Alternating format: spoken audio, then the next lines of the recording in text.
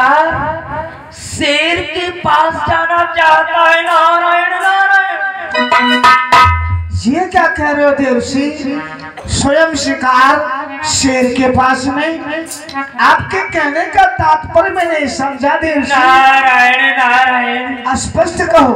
अरे बस इतना समझ लो कि एक शेर बैठा हो और उसके पास उसका भोजन चला जाए तो उसके लिए और क्या अच्छा हो सकता है।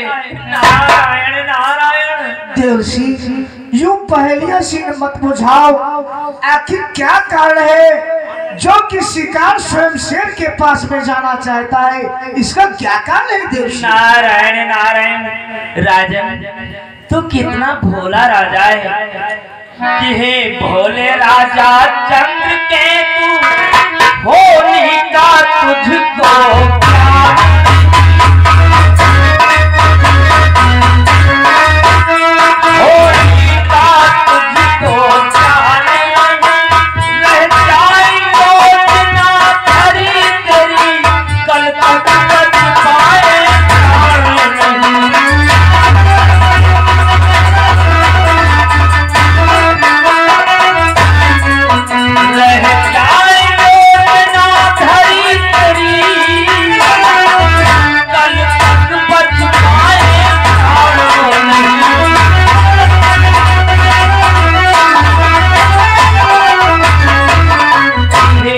राजा चंद्रकेतु।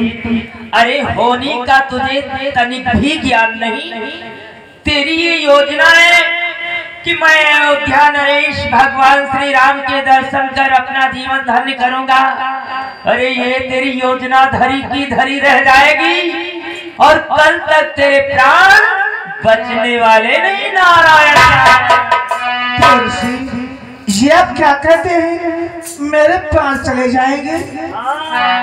परंतु देवर्षि ये तो आप अचरज की बात बता रहे हैं देवर्षि कि अचरज ये कैसा सन्मुख है, ये क्या मुनिवन पागला।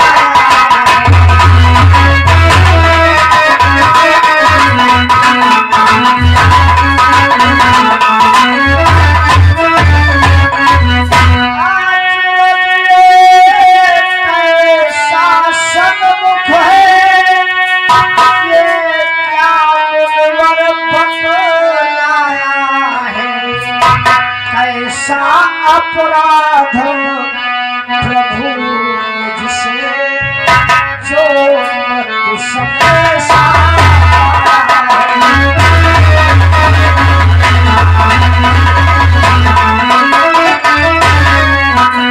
ऐसा अपराध प्रभु मुझसे जो तू समझा।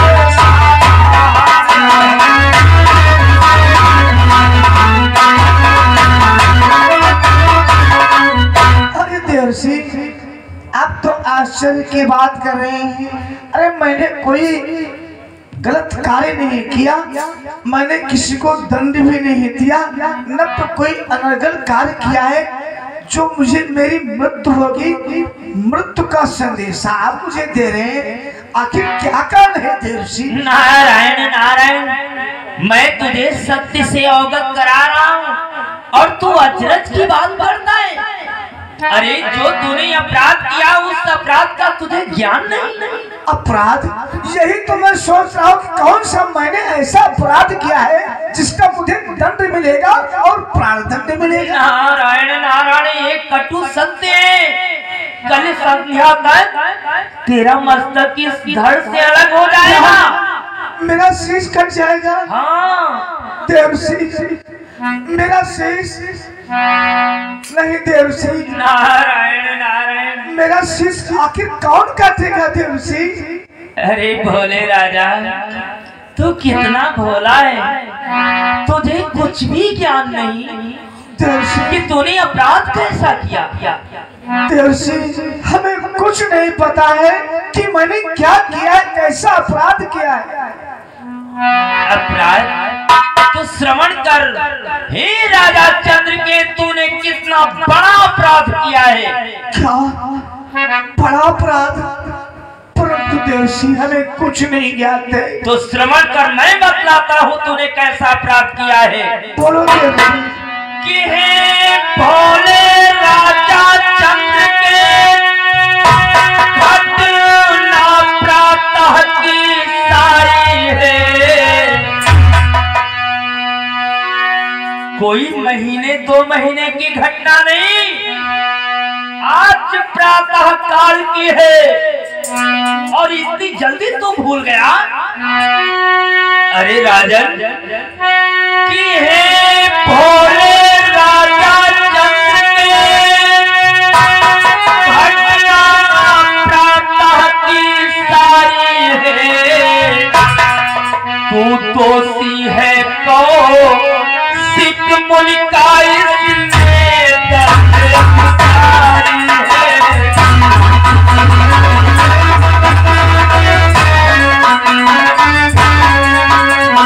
दोषी है कौशिक मुनि का इसमें दंड है।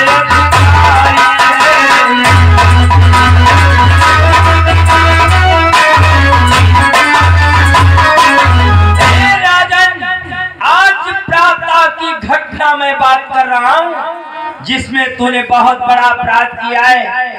और जानते हो किसके साथ अपराध किया है? महामुनि कौशिक मुनि से अपराध किया।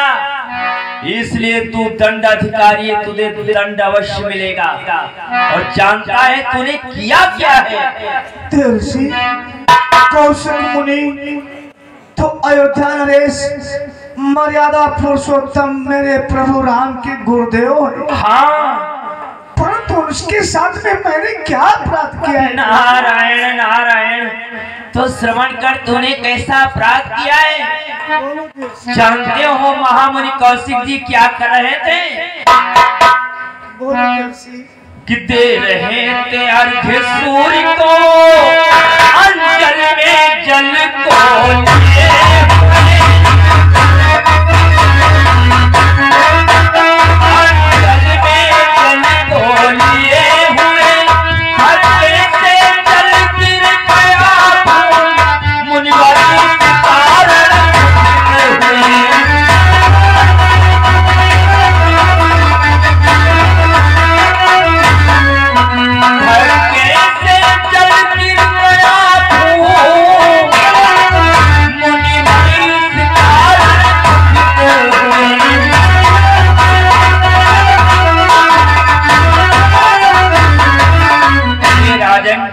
महामुनि कौशिक जी प्रातः गंगा जी में स्नान कर भगवान श्री भास्कर अर्थात सूर्य देवता को अंजल में जल लेकर के जल प्रदान कर रहे थे।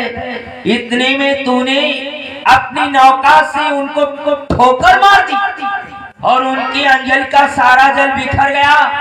श्री सूर्य देवता का ध्यान भंग हो गया और तू एक पल के नहीं ठहरा, मुड़कर भी नहीं देखा। इतना तू धूर्त राजा। और जानते हो फिर क्या हुआ? फिर क्या हुआ देवसी? लेकर पुकार फिर का दुश्मन रघुनंदन से सपहार।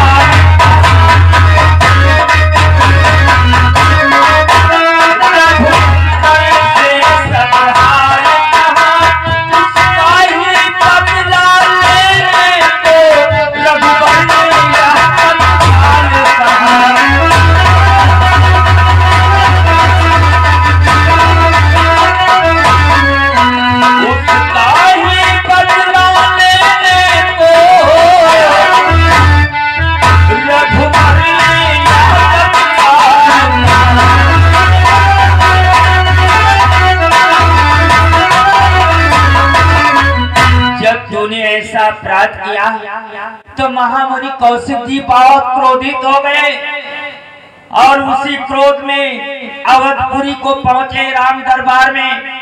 राम दरबार से सारा हाल बतलाया और जानते हो उसी का बदला लेने के लिए तुझे दंड देने के लिए प्रभु श्री राम ने प्रण कर लिया है कि कल संध्या तक तेरा मस्तक धड़ से अलग कर उनके चरणों में रखा जाएगा। इसलिए भोले राजा मेरा परामर्श मान, यदि राम पास तू जाएगा तो निश्चय मारा जाएगा।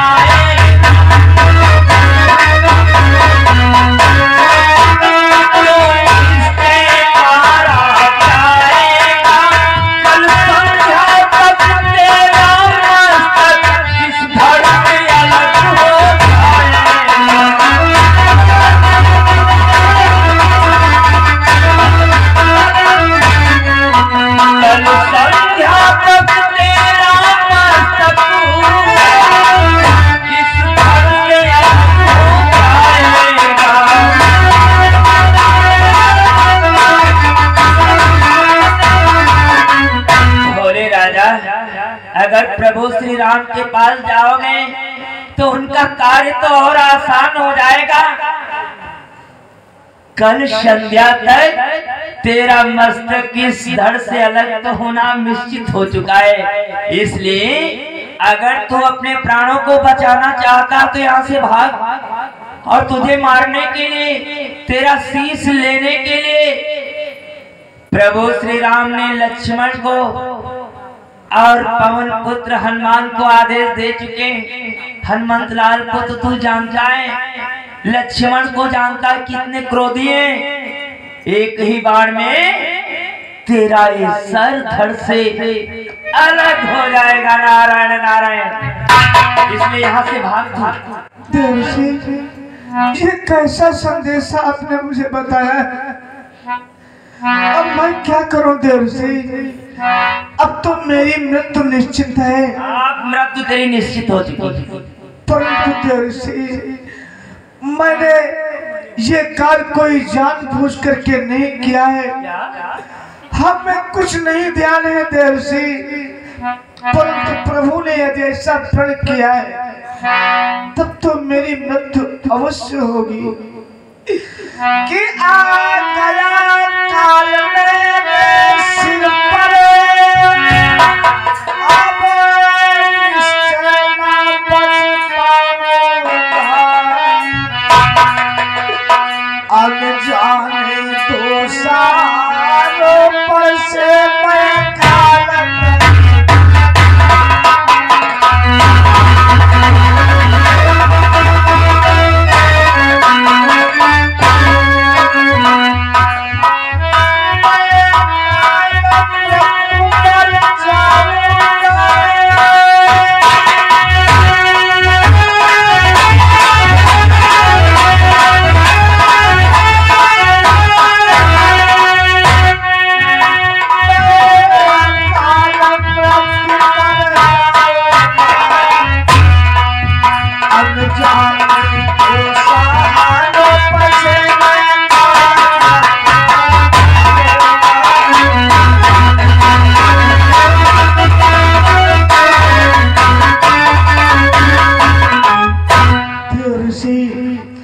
अनजाने में मुझसे ये कार्य हुआ होगा, परंतु हमें कुछ नहीं पता है।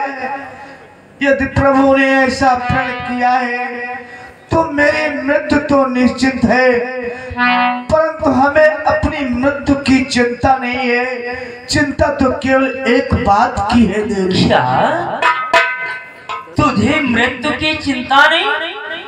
अरे तो फिर किस बात की चिंता है तुझे? मैंने संसार के जितने भी तीर्थ है सभी तीर्थों का भ्रमण कर लिया है। एक तीर्थ बाकी है जिसका नाम है अयोध्या। रह गई साधु मन की मन, जीवन का नहीं ठिकाना।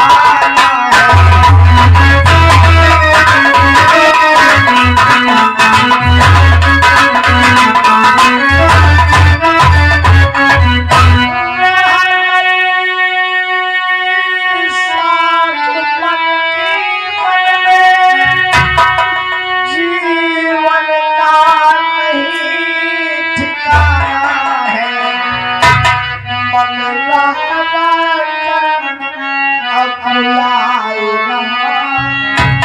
पड़ रहा बहुत पछतावा।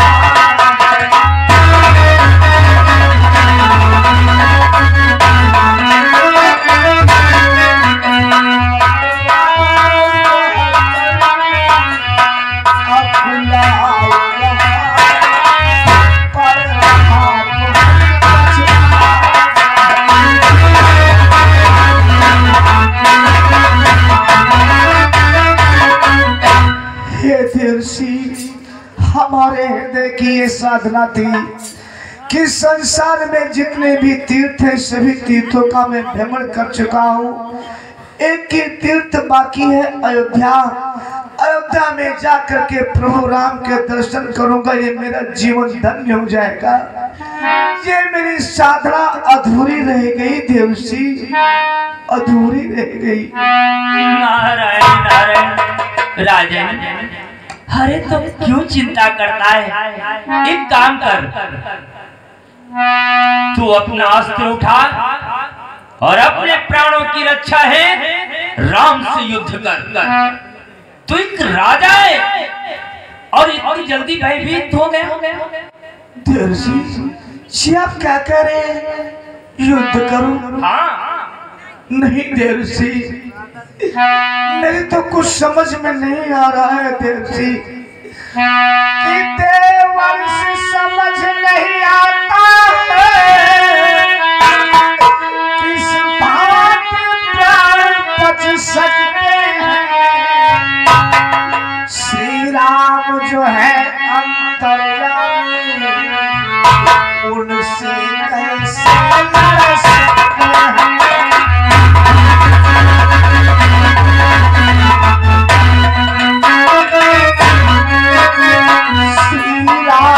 जो है अंतर्यामी, उनसे कैसे लड़ सकते हैं।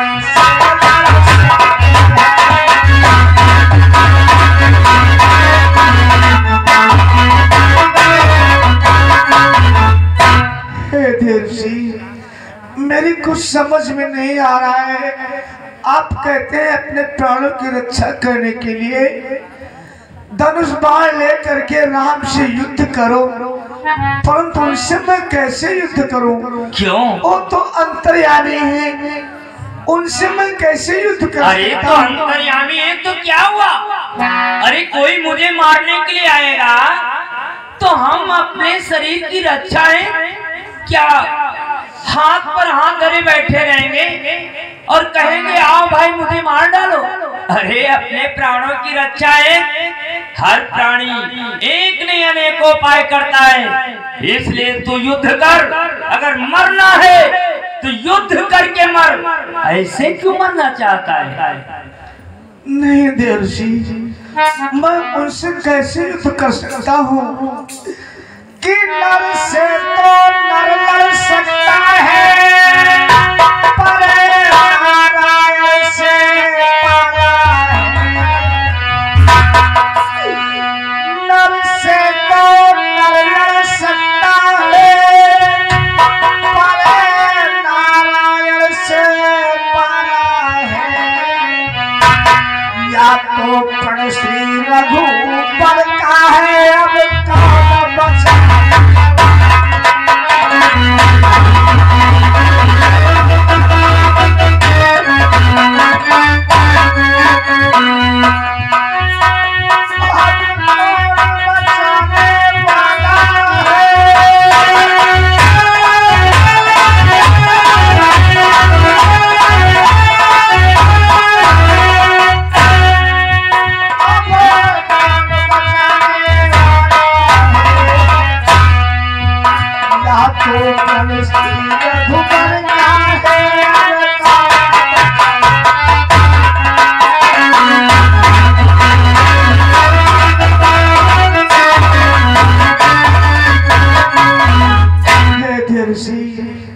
आज मेरे प्राणों को लेने के लिए कोई प्राणी आता, कोई राजा आता, कोई योद्धा आता तो उससे लड़ करके हम अपने प्राणों की रक्षा अवश्य कर लेते।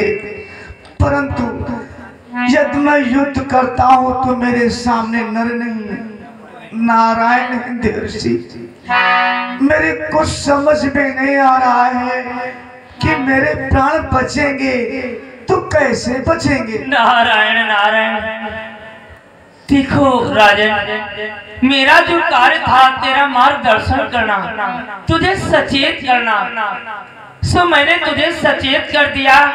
अब तू अपने प्राणों की रक्षा कर पाओ या न कर पाओ, इसमें मैं क्या कर सकता हूँ, इसलिए मैं चलता हूँ। नारायण नारायण।